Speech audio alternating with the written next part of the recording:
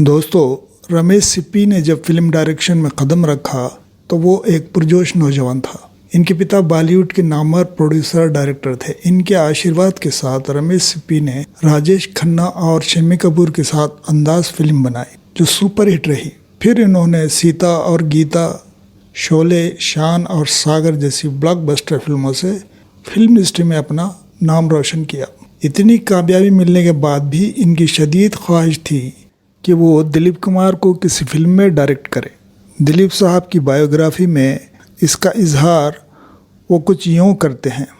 बतौर एक नौजवान जो फिल्मी दुनिया का हिस्सा बनने जा रहा था, तो मेरे दिल में ख्वाहिश जन्म ले रही थी कि मैं एक ऐसी फिल्म को डायरेक्ट करूं जिसमें दिलीप साहब जलवागर हों, जिसमें दिलीप कुमार जलवागर होकर अपनी अदाकारी के जौहर दिखाएं। अपने दौर के सब नौजवानों की तरह मैंने भी दिलीप साहब की फिल्में आरज़ू, गंगा जमुना, देवदास और कोहिनूर जैसी यादगार फिल्में देखता हुआ बड़ा हुआ था और मेरे दिल में दिलीप साहब की अदाकारी का सिक्का बैठ चुका था। मैंने चंद फिल्में बनाई जिसके बाद मुझे फिल्म इंडस्ट्री में पहचान मिली और शोले की ज़बरदस्त कामयाबी के बाद मुझे लगा अब मैं दिलीप कुमार तक अपनी फिल्म के लिए बात कर सकता हूं और अपनी वो फिल्म के लिए जिसमें दिलीप कुमार काम करें और अपनी ज़बरदस्त अदाकारी के जौहर दिखा सकें। दिलीप साहब और मेरे पिता बहुत गहरे दोस्त थे और हमारे घर इनका आना जाना रहता था और जब भी वो आते मेरे साथ बड़ी गर्मजोशी से मिलते थे। पिताजी से मेरे बारे में दरियाफ्त करते रहते और जब आमना सामना होता तो मेरी खैर खैरियत पूछते, मगर मेरे साथ उन्होंने कभी फिल्मों के बारे में बात नहीं की। मैं नहीं जानता था कि मेरे काम के बारे में वो क्या राय रखते हैं। हमारी फिल्म के राइटर सलीम जावेद हुआ करते थे। इनके पास एक कहानी थी जो एक तमिल फिल्म से इंस्पायर थी। उन्होंने मुझसे कहा कि ये फिल्म तभी बन सकती है जब दिलीप साहब इस फिल्म में बाप का रोल करने तैयार हों। प्रोड्यूसर मुशीर रियाज भी दिलीप कुमार के ज़बरदस्त फ़ैन थे और ये कहानी इन्हें भी पसंद थी।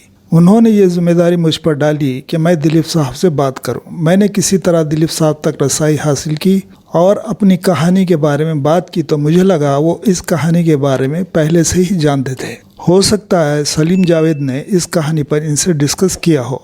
हम दोनों के दरमियान बात होने के बाद वो रजामंद से दिखाई देने लगे, लेकिन वो चाहते थे कि पहले सलीम जावेद इनसे मिलें ताकि हम इस कहानी पर मज़ीद डिस्कस कर सकें।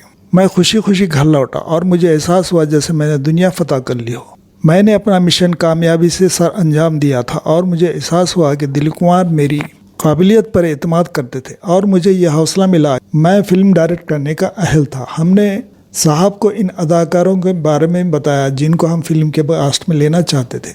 उन्होंने सबके बारे में अपनी पसंदीदगी का इजहार किया और जब अमिताभ बच्चन के बारे में इन्हें बताया कि वो इनके बेटे का रोल करेंगे तो उन्होंने कहा मैं जानता हूँ वो एक अच्छा अदाकार है। जब दिलीप साहब किसी फिल्म में मौजूद हों तो दीगर अदाकारों से कुछ कहने की ज़रूरत ही नहीं पड़ती, क्योंकि साहब की इज़्ज़त और एहतराम हर किसी के दिलों में इतना है कि इनके साथ काम करना हर कोई अपने लिए एक एजाज़ से कम नहीं समझता। अमिताभ बच्चन और दिलीप साहब का एक साथ काम करने की खबर से फिल्मी दुनिया और मीडिया में तूफ़ान बर्पा हो गया। अमिताभ बच्चन को इस फिल्म में एक ऐसे बेटे का किरदार अदा करना था जो गम, गुस्से और नाराज़गी के साथ पला होता है और अपने बाप के खिलाफ डट कर खड़ा हो जाता है। लोगों का सस्पेंस ये था क्या अमिताभ बच्चन में इतना दमखम है कि वो ये तारीख़ी किरदार अदा कर सके जो अपने ही बाप के खिलाफ खड़ा होता है।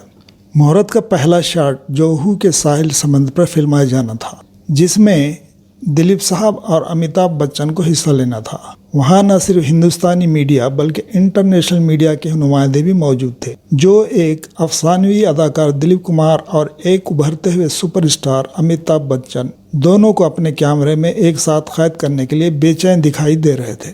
साहब एक ऐसा सूट पहने हुए थे जो उनकी अपनी अलमारी ही से सेलेक्ट किया गया था।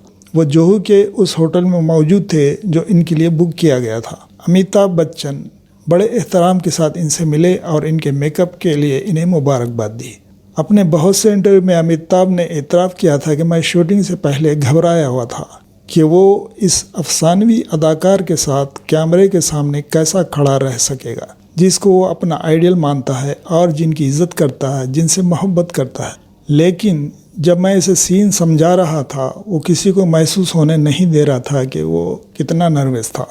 इस सीन को ऐसे हालात में शूट करना था जबकि समंदर की तरफ से एक हुजूम की आंखें लगी हुई थी और मीडिया में बहुत ज़्यादा हलचल थी। हर कोई इस सीन को कैमरे में कैद करने के लिए बेताब दिखाई दे रहा था। सीन ऐसा था कि हर कोई तवक्को कर रहा था कि ज़बरदस्त एक्टिंग देखने को मिलेगी। इस सीन में अमिताभ बच्चन को चलकर दिलीप कुमार की तरफ आना था जबकि समंदर की तेज हवाएं इसकी रफ्तार को कम कर रही थी। दिलीप साहब वहाँ खड़े थे। सभी अपने तजुर्बे से जानते थे कि अदाकारी के बारे में दिलीप साहब को एक लफ्ज़ भी बोलने की ज़रूरत न थी। इनकी मौजूदगी ही सीन में ज़िंदगी का रंग भर देने के लिए काफ़ी होती है। इसलिए सबकी नज़र अमिताभ बच्चन पर लगी हुई थी और ये बात अच्छी तरह जानता था। मुझे ये एतराफ़ करने में कोई झिझक नहीं कि अमिताभ की जगह कोई दूसरा अदाकार होता तो इसकी कारकर्दगी तवक्कुआत के मुताबिक होना मुश्किल था। ये अमिताभ का ही कमाल है कि उसने शानदार अदाकारी का मुजाहरा किया था और एक वहशी हुजूम के सामने हमने बग़ैर किसी रीटेक के सीन को शूट कर लिया।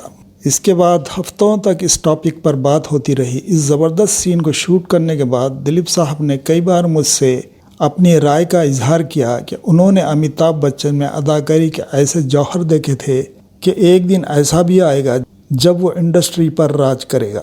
फिल्म के दौरान दोनों का ताल्लुक़ इज़्ज़त, एहतराम और मोहब्बत और शफ़क़त का रहा। दिलीप साहब और अमिताभ बच्चन दोनों पहले ही दिन से अपने किरदार के बारे में अच्छी तरह जानते थे। ये बात मैं इसलिए बता रहा हूँ कि अफवाह उड़ाई गई थी कि अमिताभ बच्चन अपने रोल से खुश नहीं है, लेकिन ये बात सरासर झूठ थी और ये कहानी मीडिया की तरफ से घड़ी गई थी। हकीकत में अमिताभ की अदाकारी को हर किसी ने सराहा था। एक सीन में जब बेटा माँ की मौत पर घर आता है और बाप को इस सदमे से चूर और बिखरा हुआ पाता है, इस सीन में कोई डायलॉग नहीं था। मुझे याद है साहब ने इस सीन के रश प्रिंट देखने के बाद कहा था, रमेश तुम जानते हो मैंने अपनी ज़िंदगी में कोई अदाकार ऐसा नहीं देखा जो इस कदर ज़हनत से कैमरे के सामने अदाकारी करता हो। अपने पूरे होश हवास के साथ कैमरे के सामने अदाकारी करना एक बहुत बड़ी बात है। ये हर किसी के बस की बात नहीं होती। दिलीप साहब को फिल्म में डायरेक्ट करना मेरी फिल्मी कैरियर का एक बेहतरीन तजुर्बा था। साहब न सिर्फ वक्त के पाबंद थे बल्कि हर किसी की मदद भी करते। इनकी आदत थी कि वो हमेशा यूनिट के साथ खाना खाते। वो मेज़ पर हर किसी के साथ अपना खाना शेयर करते, सबसे गपशप करते। इसकी वजह से स्टाफ इनसे मोहब्बत करता और खाने की मेज़ सजने का इंतज़ार करता। पूरी फिल्म की शूटिंग के दरमियान सिर्फ एक बार उन्होंने सीन में कुछ तब्दीली करने के लिए कहा था, लेकिन जब मैंने पूरा सीन समझाया तो उन्होंने मेरे कंधे पर थपकी दी। साहब हमेशा रिहर्सल करते रहते, न सिर्फ अपनी परफॉर्मेंस बल्कि अपने साथी अदाकारों के साथ भी बार बार रिहर्सल करना पड़े तो भी वो थकते नहीं थे। वो सीन जिसमें दिलीप साहब और राखी किचन में होते हैं और फ़ोन की घंटी बजती है, इस सीन का हमें एक टेक्निकल ख़राबी की वजह से 30 बार रीटेक लेना पड़ा था। सारा यूनिट बोर हो रहा था मगर दिलीप साहब सीन ओके होने तक सब्र से बैठे रहे। शक्ति उस दौरान बनाई गई थी जब इनकी ज़ाती ज़िंदगी उलझनों का शिकार थी। उन्होंने दूसरी शादी की थी जिसकी वजह से मीडिया इनके पीछे पड़ा हुआ था, लेकिन फिल्म के सेट पर वो हमेशा पुरसुकून दिखाई देते थे, जिसकी वजह से उन्हें कुछ पूछने की किसी में हिम्मत ना होती। तो दोस्तों ये थे रमेश सिप्पी जिनकी ख्वाहिश को शक्ति ने पूरा किया और वो हमेशा दिलीप साहब के सबसे बड़े परिस्तार रहे। वीडियो पसंद आए तो लाइक ज़रूर करें और चैनल को सब्सक्राइब करना ना भूलें। Thank you.